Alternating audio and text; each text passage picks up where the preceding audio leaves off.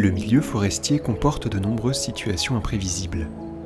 Les arbres sont, par nature, imposants et lourds, et dégagent donc d'importantes quantités d'énergie lorsqu'ils tombent au sol lors de chantiers forestiers. Lorsqu'ils sont sains, on peut prédire leur direction de chute dès lors que l'on applique les bonnes techniques d'abattage.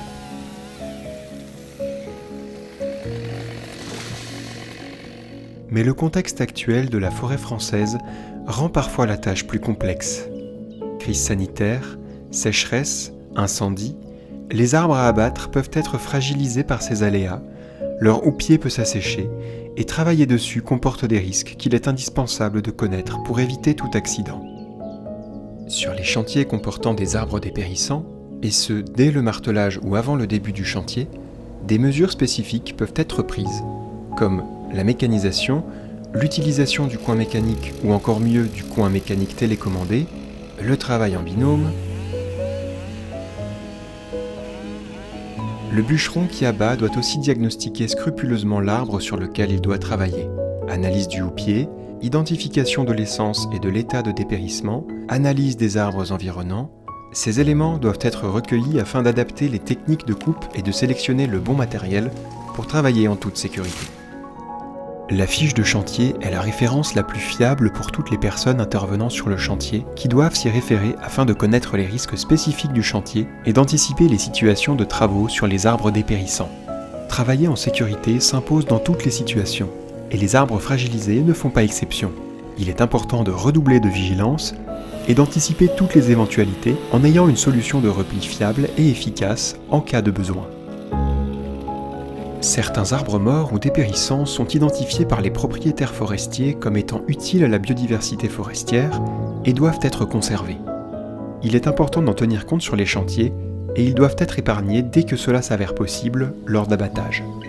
Ils sont alors voisins d'arbres à abattre et peuvent générer des chutes de branches. Une vigilance particulière est donc à adopter dans ces situations. D'autres arbres dépérissants, non identifiés comme à préserver, peuvent avoir une valeur économique et sont alors exploités.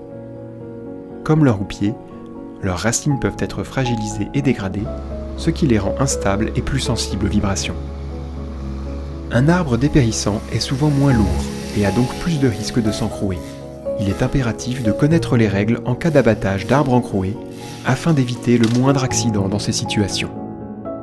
Il est interdit de passer en dessous de l'arbre encroué, de monter dessus, d'abattre un autre arbre sur lui pour qu'il tombe, d'abattre l'arbre sur lequel il repose, ou d'utiliser une scie à chaîne au-dessus des épaules.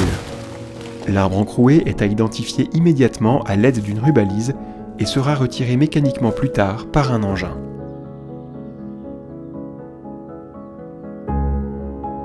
Pour désencrouer des arbres de petit diamètre, l'utilisation d'un tourne-bille peut s'avérer très efficace.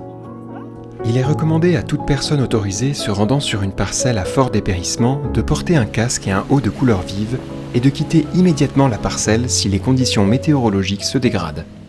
Même s'il n'est pas possible de prédire à 100% le comportement du bois mort, il est important d'avoir un regard aiguisé et attentif pour se mettre en sécurité, le cas échéant.